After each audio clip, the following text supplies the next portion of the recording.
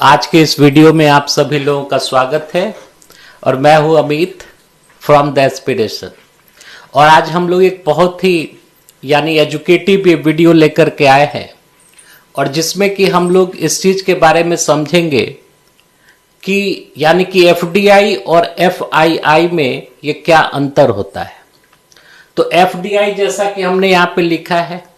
इसका ये full form होता है ये फॉरेन डायरेक्ट इन्वेस्टमेंट। अगर इसको हिंदी में बोला जाए तो ये प्रत्यक्ष विदेशी ये निवेश। और दूसरी तरफ एक दूसरा टर्म है एफआईआई, यानी कि ये फॉरेन इंस्टीट्यूशनल इन्वेस्टमेंट, या इसको हिंदी में हम लोग बोलेंगे कि विदेशी ये संस्थागत निवेश, या इसी को पोर्टफोलियो इन्वेस्टमेंट भी बोलते हैं, यानी एफपीआई, यानी कि ये फॉरेन पोर्टफोलियो इन्वेस्टमेंट। तो इन दोनों के बीच यानी कि अंतर क्या है, और ये बहुत ही एक इंपॉर्टेंट ये टॉपिक है। आप लोग अक्सर सुनते होंगे कि भारतवर्ष में एफडीआई की जरूरत है या एफडीआई का इनफ्लो जो है ये बढ़ रहा है हमारी इकोनॉमी में, या इसके बारे में ये तमाम तरीके की जो न्यूज है वो लोग आप लोग ये सुनते होंगे। और एफडीआई जो है वो एक बहुत ही स्ट्रांग ये आपको ये वेरिएबल है वो किसी भी इकोनॉमिक सिस्टम के लिए, और इसका अपना एक इंपॉर्टेंस है। तो एक चीज तो हम लोग ये देख रहे हैं कि इन दोनों ही ये टर्म में एक टर्म जो कि एक कॉमन है वो है इन्वेस्टमेंट। तो हम लोग इन्वेस्टमेंट होता क्या है, तो सामान्य अर्थों में आप लोग जैसा कि सुनते होंगे कि आपके पास कि आपको बैंक वाले आते हैं, या आपके पास म्यूचुअल फंड वाले आते हैं, तो ये लोग बोलते हैं कि आप हमारे यहाँ इन्वेस्ट कर दीजिए, इतना का म्यूचुअल फंड ले लीजिए, या हमारे यहाँ ये फिक्स्ड डिपॉजिट कर दीजिए। तो एक एक जनरलाइज सेंस में इन्वेस्टमेंट का यूज जो है वो इस तरीके से भी किया जाता है। लेकिन इकोनॉमिक्स में जो ये क्लासिकल इकोनॉमिक्स है उसमें इन्वेस्टमेंट का मतलब होता है कि वैसे गुड्स की संख्या को बढ़ाना जिसका कि ये प्रोडक्शन के काम में रिपीटेटिव यूज होता हो,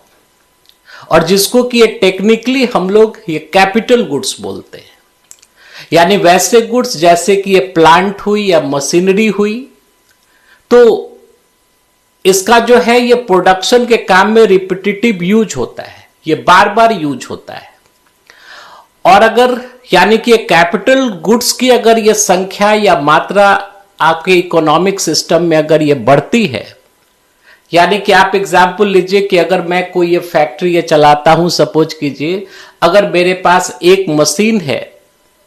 और ये साल के अंत में जाकर के अगर हमने ये 2 मशीन और कर ली, यानी कि 2 मशीनों की संख्या और ये बढ़ा ली,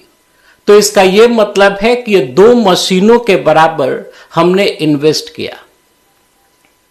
तो इकोनॉमिक्स में इन्वेस्टमेंट का ये मतलब है कि जो स्टॉक ऑफ ये कैपिटल है उसकी ये मात्रा को ये बढ़ाना, यानी कि आप समझ कि वैसे गुड्स को बढ़ाना जिसका कि इस्तेमाल ये प्रोडक्शन के काम में रिपीटेटिव मैनर में ये किया जाता है। क्योंकि हम लोग जानते हैं कि प्रोडक्शन के काम में आपको ये 2 प्रकार के गुड्स का इस्तेमाल होता है। एक तो आपको ये कैपिटल गुड्स है, यानी कि जैसे कि ये प्लांट और मशीनरी, जिसमें कि जिसका जो इकोनॉमिक के वैल्यू है ये बहुत ही ज्यादा होता है,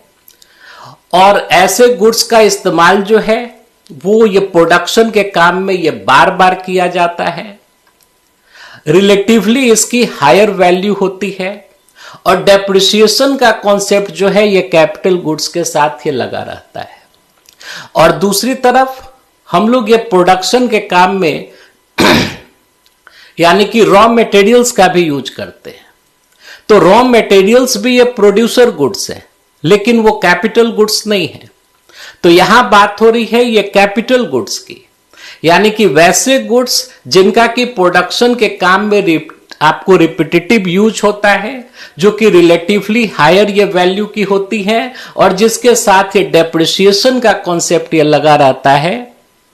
तो इनको ये कैपिटल गुड्स बोलते हैं। और एक दिए गए ये समय अंतराल में इन गुड्स की जो ये संख्या बढ़ाई जाती है उसके ऊपर जो खर्च होता है उसी को इन्वेस्टमेंट बोलते हैं। यानी कि इसको ये सामान्य लहजे में देखा जाए तो इन्वेस्टमेंट के कारण ये प्रोडक्शन कैपेसिटी जो है यानी कि उत्पादन ये क्षमता जो है ये इकोनॉमी के अंदर ये बढ़ती है। और ये एक बहुत ही इंपॉर्टेंट ये वेरिएबल है यानी इन्वेस्टमेंट आपको ये किसी भी देश के अंदर इकोनॉमी के ग्रोथ को लाने के लिए यानी आर्थिक वृद्धि जिसको कि ये जीडीपी ये ग्रोथ भी हम लोग बोलते हैं उसको ये करने के लिए और इकोनॉमी के डेवलपमेंट को लाने के लिए ये सबसे इंपॉर्टेंट ये पैरामीटर है। क्योंकि इन्वेस्टमेंट होगा आपको ये तभी यानी कि प्रोडक्शन का काम होगा और ये प्रोडक्शन का काम होगा यानी कि वस्तुओं और सेवाओं का उत्पादन किया जाएगा इकोनॉमी के अंदर। यानी कि जनरलाइज्ड वे में अगर यानी कि आप समझ फैक्ट्रियाज ये काम कर रही हैं या उत्पादन के ये जो भी ये कल कारखाने हैं वो सब अगर ये फंक्शनल हो रहे हैं तो उससे ये लोगों को एम्प्लॉयमेंट भी मिलता है। तो एम्प्लॉयमेंट मिलता है तो यानी कि ये लोगों की आय में बढ़ोतरी होती है और ये प्रति व्यक्ति आय जो है ये बढ़ती है। तो जब ये लोगों की आय बढ़ती है तो फिर यानी कि लोगों की परचेजिंग ये कैपेसिटी भी बढ़ती है और जब ये परचेजिंग कैपेसिटी बढ़ती है तो वैसी स्थिति में इकोनॉमी के अंदर एग्रीगेट डिमांड जो है यानी कि डिमांड जो है वो जनरेट होता है और जब ये डिमांड जनरेट होगी तो वैसी स्थिति में ये फिर से ये प्रोडक्शन साइड को ये बूस्ट मिलेगा ये ज्यादा प्रोडक्शन करने के लिए। तो इस प्रकार से ये एक पूरी ये साइकिल है और इन्वेस्टमेंट जो है ये एक बहुत बड़ा ये कैटलिस्ट है उत्प्रेरक है जो कि इकोनॉमी के ग्रोथ और डेवलपमेंट को वो किसी कंट्री के अंदर ये लाता है। तो इन्वेस्टमेंट का तो ये मतलब। अब बात आती है कि ये इन्वेस्टमेंट आए कहां से। तो इसके ये आपको ये दो तरीके हो सकते हैं। एक तो मान लीजिए कि यानी कि ये डोमेस्टिकली इन्वेस्टमेंट आए यानी कि आपके ये देश के अंदर जो आपके ये डोमेस्टिक मीन्स है यानी कि हमारे देश के अंदर से ही इतना यानी कि आप समझ लें बचत हो रही है लोगों के पास कि वो इन्वेस्टमेंट के रूप में वो इकोनॉमी के अंदर जाए। तो इन्वेस्टमेंट को करने का एक तो डोमेस्टिक मीन्स है यानी कि आप अपनी इन्वेस्टमेंट से संबंधित ये जरूरत को वो देश जो है वो अपने ये डोमेस्टिक मीन्स से ही ये पूरा कर रहा है। तो भारतवर्ष जैसे देश में आप देखिएगा जहां पर कि हाल फिलहाल के ये वर्षों में ये कंजम्पशन जो है ये लोगों का बहुत ज्यादा ये बढ़ा है और कंजम्पशन के ये बढ़ने के कारण जो लोगों की ये सेविंग होती है वो घटी है, ये बचत घटी है क्योंकि ये बचत ही अल्टीमेटली इन्वेस्टमेंट के रूप में जाएगा इकोनॉमी में। तो लोगों की ये बचत घटी है, कंजम्पशन बढ़ा है, तो वैसी स्थिति में इन्वेस्टमेंट भी जो है वो इकोनॉमी के अंदर वो डोमेस्टिकली यानी कि डोमेस्टिक आपको मीन से वो घटी है। और अगर मान लीजिए कि डोमेस्टिक मीन्स अगर है भी आपको यानी इन्वेस्टमेंट के तो भारतवर्ष ये जितना बड़ा देश है तो उस ये देश में हमारे जो आर्थिक और सामाजिक विकास से संबंधित जो ये जरूरतें हैं और उसके लिए जितने इन्वेस्टमेंट की जरूरत है वो सारा इन्वेस्टमेंट जो है वो डोमेस्टिकली ही फुलफिल वो नहीं किया जा सकता है। यानी इतने ज्यादा आर्थिक संसाधनों की जरूरत है हमारे देश के अंदर कि उसकी भरपाई या उसको ये फुलफिल हम केवल ये डोमेस्टिक मीन से ही ये नहीं कर सकते। तो फिर बात आती है यानी कि बाहर से इन्वेस्टमेंट आए यानी कि ये देश के बाहर से। तो देश के बाहर से ये जो भी इन्वेस्टमेंट आता है उसको हम लोग ये फॉरेन इन्वेस्टमेंट बोलते हैं। अब ये फॉरेन इन्वेस्टमेंट जो है ये दो प्रकार का होता है यानी कि दो रूट से ये फॉरेन इन्वेस्टमेंट जो है वो हमारी कंट्री के अंदर वो आ सकती हैं। एक को बोला जाता है ये फॉरेन ये डायरेक्ट इन्वेस्टमेंट और दूसरे को बोलते हैं ये फॉरेन इंस्टीट्यूशनल इन्वेस्टमेंट या फॉरेन पोर्टफोलियो इन्वेस्टमेंट, FII इसको बोलते हैं, और एक को बोलते हैं FDI। अब इन दोनों के बीच अंतर क्या है, इसको ये देखने वाली बात है। तो इसका सीधा सा ये बात समझिए, बहुत ही ये सामान्य अर्थों में ये बात समझिए कि बाहर का अगर कोई इन्वेस्टर है, यानी ये फॉरेन का कोई इन्वेस्टर है, और वो आकर के ये भारतवर्ष में एक लॉन्ग टर्म के लिए, और यहां पे यानी कि वो इन्वेस्ट अगर वो ये कर रहा है, यानी कि यहां पे आकर के अगर वो अपनी ये बिजनेस को इस्टेब्लिश कर रहा है, यानी कि यहां पे कोई अगर वो प्रोडक्शन यूनिट को वो खोल रहा है, या किसी भारतीय कंपनी के साथ वो ये ज्वाइंट वेंचर कर रहा है, या जिस भी रूप में, यानी कि फॉरेन का इन्वेस्टर जो है वो एक लॉन्ग टर्म स्ट्रैटेजी के तहत वो भारतवर्ष में आ रहा है, और उसका बिजनेस इंटरेस्ट जो है वो ये भारत में वो रखना चाह रहा है, यानी कि अपना ये मैन्युफैक्चरिंग यूनिट जो है वो भारतवर्ष में स्थापित करेगा, अपने साथ वो ये टेक्नोलॉजी को भी लाता है, अपने साथ वो ये कैपिटल को भी लाता है। तो इस प्रकार के जो इन्वेस्टमेंट होते हैं, यानी कि यहां पे वो आप समझिए कि यहां के यानी कि भारतवर्ष के ये आपको ये बिजनेसेस में वो ओनरशिप या मैनेजमेंट को हासिल करके, यानी कि वो अपना ये बिजनेस वो इस्टेब्लिश कर रहा है ये भारतवर्ष में, और उसका इकोनॉमिक इंटरेस्ट जो है ये भारतवर्ष से ये जुड़ गया, और वो लॉन्ग टर्म के लिए यहां पे आ रहा है। तो ऐसी स्थिति में इस प्रकार के जो इन्वेस्टमेंट होते हैं उसको हम लोग ये फॉरेन ये डायरेक्ट इन्वेस्टमेंट बोलते हैं। और आपको ये फॉरेन ये डायरेक्ट इन्वेस्टमेंट जो होते हैं ये एक वो ड्यूरेबल ये प्रकृति के होते हैं, मतलब जो भी यानी कि ये फॉरेन इन्वेस्टर है वो चाहे कोई व्यक्ति हो या कोई संस्था हो, अगर वो FDI के रूट से अगर वो भारतवर्ष में इन्वेस्ट कर रही है, इसका ये मतलब है कि वो अपने लिए एक स्ट्रैटेजिक वो डिसीजन को ले रही है कि हम ये भारतवर्ष में जाके अपने बिजनेस को इस्टेब्लिश करेंगे, यहां पे मैन्युफैक्चरिंग यूनिट को खोलेंगे, या यहां पे ये प्रोडक्शन का काम ये करेंगे, वो चाहे ये स्वतंत्र रूप से या किसी भारतीय कंपनी के साथ ये ज्वाइंट वेंचर को स्थापित करके हम यहां पे ये टेक्नोलॉजी को लाएंगे भारतवर्ष में। तो यानी कि वो लोग अपना एक बिजनेस और ये लॉन्ग टर्म ये बिजनेस इंटरेस्ट को लेकर के वो ये चलते हैं, और इसके कारण जो होस्ट कंट्री है, यानी कि अगर ये भारतवर्ष में अगर FDI आ रही है तो भारतवर्ष होस्ट कंट्री हो गई, तो उसके कारण ये भारतवर्ष में चूंकि इन्वेस्टमेंट बढ़ेगा, यहां पे ये प्रोडक्शन यूनिट स्टार्ट होगी, टेक्नोलॉजी आएगी,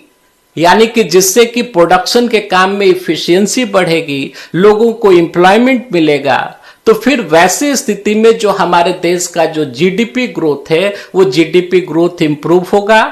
हमारे देश के लोगों को एम्प्लॉयमेंट मिलेगा, और ये टेक्नोलॉजी के ये ट्रांसफर से प्रोडक्शन के काम में हम यानी कि बेहतर ये टेक्नोलॉजीज का इस्तेमाल हम लोग ये कर पाएंगे, जिससे कि इफिशिएंटली और ये कॉस्ट इफेक्टिव मैनर में हम लोग ये प्रोडक्शन के काम को ये कर सकते हैं। तो FDI अपने ये फोकस के मामले में, अपने कंट्रोल के मामले में, और जो लॉन्ग टर्म इंपैक्ट होती है हमारी इकोनॉमी पे उस मामले में ये बहुत ही सब्सटेंशियली और ये फंडामेंटली ये डिफर करता है FII से। तो FDI यानी कि किसी भी कंट्री के लिए और खास करके भारतवर्ष जैसे यानी कि ये देश के लिए इसका जो महत्व है हमारे देश के आर्थिक विकास में, उससे इनकार ये नहीं किया आपको यानी कि ये नहीं किया जा सकता है। FDI की जरूरत है,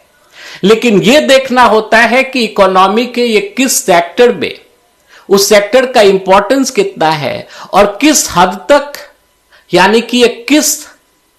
यानी लिमिट तक एफडीआई का ये परमिशन ये दिया जा सकता है। तो ये सब सारे ये नीतिगत ये फैसले होते हैं जो कि ये सरकार के द्वारा या जो इकोनॉमिक के प्लानर्स होते हैं उनके द्वारा ये लिए जाते हैं। यानी कि मोटा मोटी और बहुत ही सामान्य अर्थों में समझिए कि बाहर का कोई व्यक्ति भारतवर्ष में आकर के अगर यानी इन्वेस्टमेंट को वो ला रहा है, वो पैसे को ला रहा है और उस पैसे को यूज करके भारतवर्ष में ही वो ये प्रोडक्शन यूनिट को स्थापित कर रहा है, अपने साथ वो टेक्नोलॉजी को ला रहा है, अपने साथ यानी कि जो मैनेजरियल आपको स्किल्स हैं उसको वो ला रहा है। तो इस प्रकार के जो इन्वेस्टमेंट होते हैं वो इन्वेस्टमेंट एफडीआई यानी कि ये कहे जाते हैं। अब चूंकि ये जो भी ये फॉरेन इन्वेस्टर है उसका जो बिजनेस इंटरेस्ट है या उसका जो इकोनॉमिक इंटरेस्ट है वो एफडीआई से ये जुड़ा होता है, तो इसीलिए यहां ये फ्लाइट ऑफ कैपिटल ये नहीं हो सकती है। यानी फ्लाइट ऑफ कैपिटल का ये अर्थ हुआ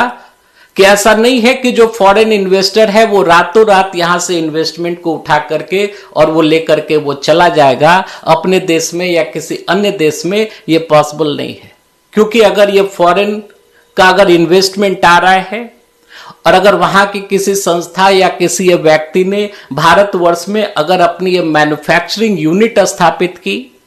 उसके लिए उसको ये जमीन का अधिग्रहण यानी कि वो ये जमीन यहां पे वो लीज पे लेगा, उस पे अपना स्ट्रक्चर बनवाएगा, इंफ्रास्ट्रक्चर को डेवलप करेगा, मतलब वो अच्छा खासा ये पैसा लगा चुका उस वेंचर में एफडीआई के थ्रू। तो क्या आप सोचते हैं कि ऐसे जो इन्वेस्टर्स होते हैं वो रातों रात वो अपने इन्वेस्टमेंट को यहां से खींच लेंगे? तो बिल्कुल नहीं, क्योंकि उनका जो आर्थिक हित है वो ये जुड़ा होता है ये किस चीज से, इसी ये देश में उनको ये काम करना है और यानी कि उससे इस देश की इकोनॉमी को ये बूस्ट मिल रही है और उसके भी बारे में ये सरकार के यानी कि नियम होते हैं कि किस हद तक वो जो कंपनी है या वो जो इन्वेस्टर है, ये फॉरेन इन्वेस्टर है, वो अपने ये प्रॉफिट का वो कितना परसेंटेज जो है वो अपने देश में ले जा सकता है, या उन सब सारे चीजों के बारे में ये रेगुलेशन होती है। तो आप समझिए कि एफडीआई के मामले में एक सबसे इंपॉर्टेंट चीज है कि यहां ये फ्लाइट ऑफ कैपिटल नहीं हो सकती है। लेकिन दूसरी तरफ एफआईआई यानी कि फॉरेन इंस्टीट्यूशनल इन्वेस्टमेंट, तो इसका यह अर्थ हुआ कि वैसे इन्वेस्टर्स या वैसे इंस्टीट्यूशनल इन्वेस्टर्स जो कि हमारे देश के जो यानी हमारे देश के स्टॉक मार्केट में आपको जो इन्वेस्ट कर रहे हैं, यानी कि हमारे देश के अंदर जो फाइनेंशियल एसेट्स हैं उनमें वो इन्वेस्ट कर रहे हैं। तो ऐसे इन्वेस्टर्स को हम लोग ये बोलते हैं ये फॉरेन इंस्टीट्यूशनल इन्वेस्टर, यानी कि सामान्य अर्थों में समझिए कि यानी बाहर का कोई इन्वेस्टर अगर है, अगर वो यानी कि भारतवर्ष के जो स्टॉक मार्केट्स हैं,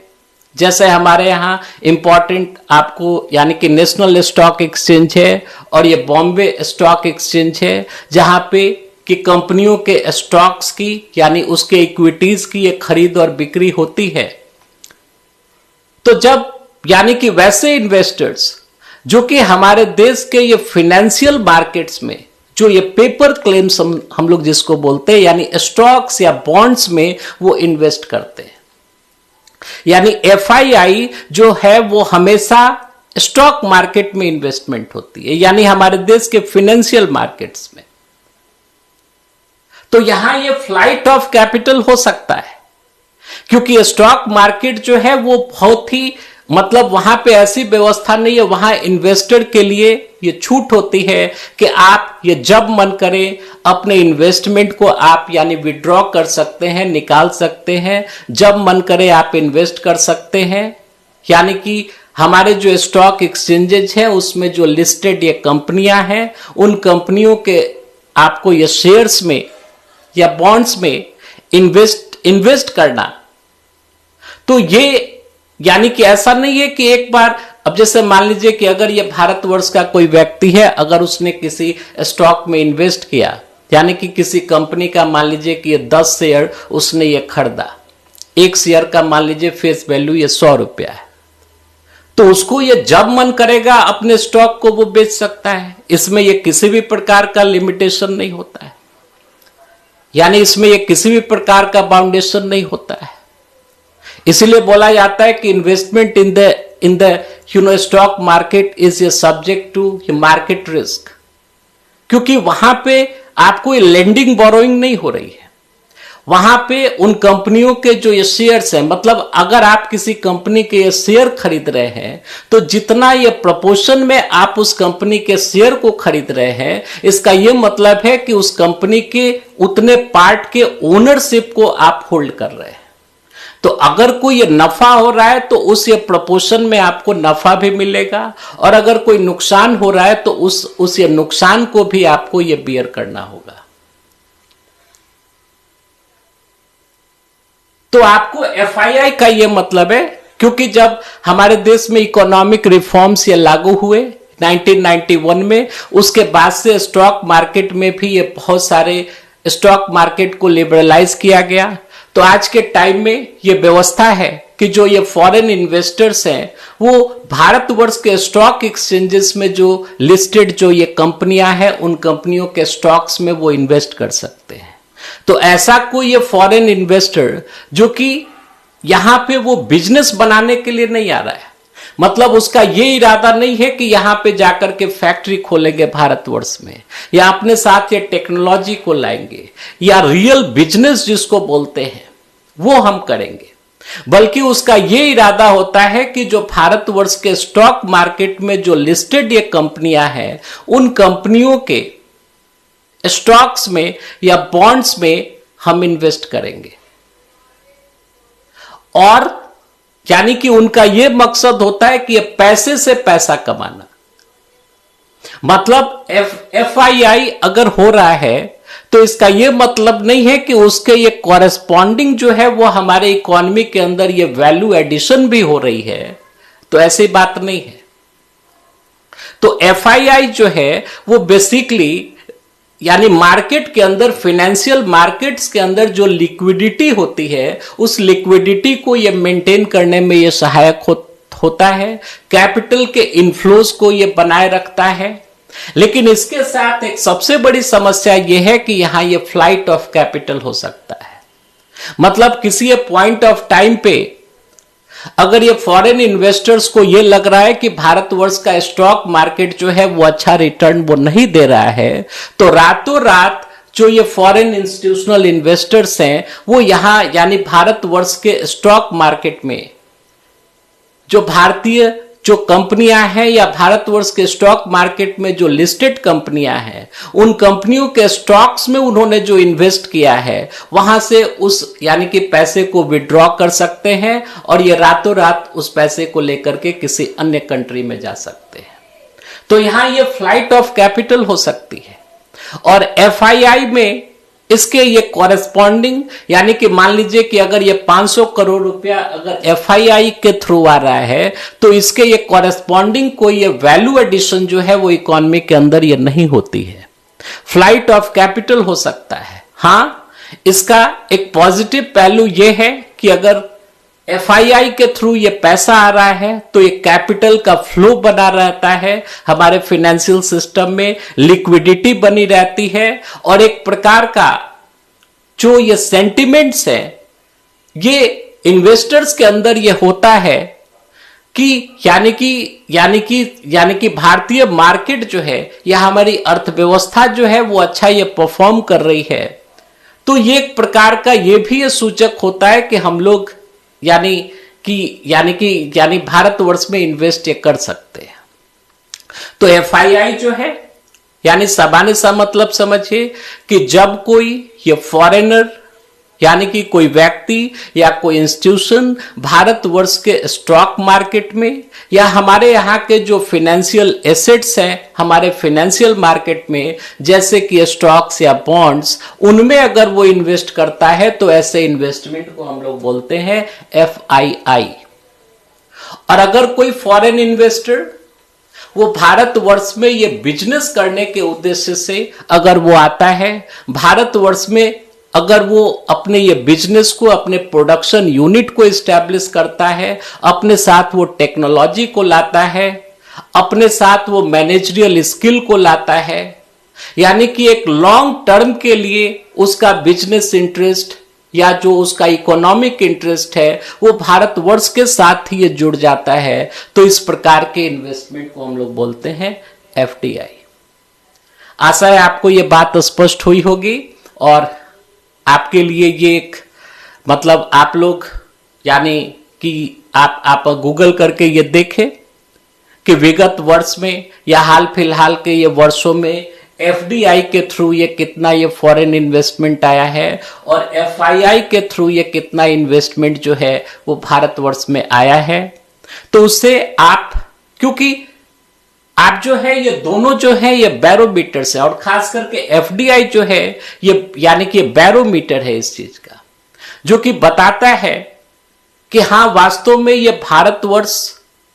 की जो इकोनॉमी है ये प्रॉमिसिंग इकोनॉमी है कि नहीं है। मतलब अगर एफडीआई ये ज्यादा हो रही है, इसका ये मतलब है कि ये फॉरेन इन्वेस्टर्स का ये कॉन्फिडेंस जो है वो ये बना हुआ है भारतवर्ष की आर्थिक व्यवस्था में, तो इसका वर्ल्ड लेवल पे हमारे इकोनॉमी का जो ये परसेप्शन है ये पॉजिटिव जाता है।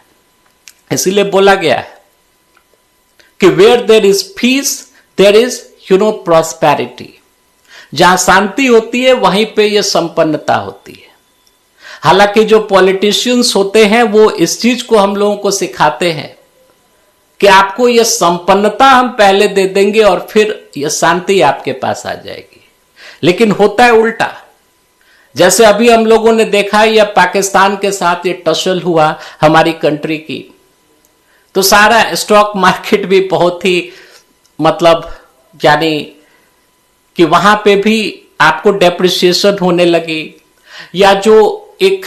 अगर ये शांति बिगड़ती है किसी देश के अंदर या कोई यानी कि कंट्री जो है ये दूसरे कंट्री के साथ ये वॉर में जाता है, तो फिर वैसी स्थिति में इसका ये मतलब है कि वहां पे अनपीसफुल ये कंडीशन हो गया। तो आपको अनपीसफुल ये कंडीशन हो गया, तो यानी कि कोई भी ये फॉरेन इन्वेस्टर है वो कभी भी, क्योंकि आप ये खुद ही सोचिए कि क्या आप ऐसे जगह पे ये पैसा लगाना पसंद करेंगे, ऐसी ये जगह पे आप ये दुकान ये खोलना पसंद करेंगे, ये कभी भी जहां पर कि यानी कि लॉ एंड ऑर्डर यानी बिल्कुल ठीक ना हो, ये कब किसके साथ ये क्या हो जाए ये कुछ ना कहा जा सके। मतलब कि जहां पर कि शांति नहीं है, शांति और व्यवस्था नहीं है, तो आप क्या वहां पे ये पैसा लगाना चाहेंगे? तो इसीलिए शांतिपूर्ण स्थिति का होना ये किसी भी देश के अंदर ये एक आवश्यक शर्त है वहां आर्थिक विकास को लाने के लिए। क्योंकि अगर ये शांति बिगड़ती है तो वैसी स्थिति में इन्वेस्टमेंट जो है ये नीचे जाएगा, और इन्वेस्टमेंट नीचे जाएगा तो अन्य जितने भी ये इकोनॉमिक ये वेरिएबल्स हैं वो सारे के सारे ये ड्रॉप करने लगेंगे और इकोनॉमी जो है वो रिसेशन में जा सकती है, वो मंदी में जा सकती है।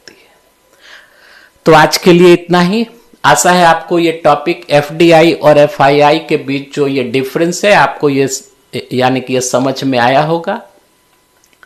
आशा है आप लोग ये पढ़ाई लिखाई ये कर रहे होंगे। हम लोग इसके बाद एक और किसी टॉपिक के ऊपर एजुकेटिव ये वीडियो को लेकर के फिर से ये प्रस्तुत होंगे, और आप लोगों ने ये धैर्यपूर्वक इस यानी कि वीडियो को यानी कि सुना, इसके लिए आपका ये धन्यवाद। ये थैंक यू।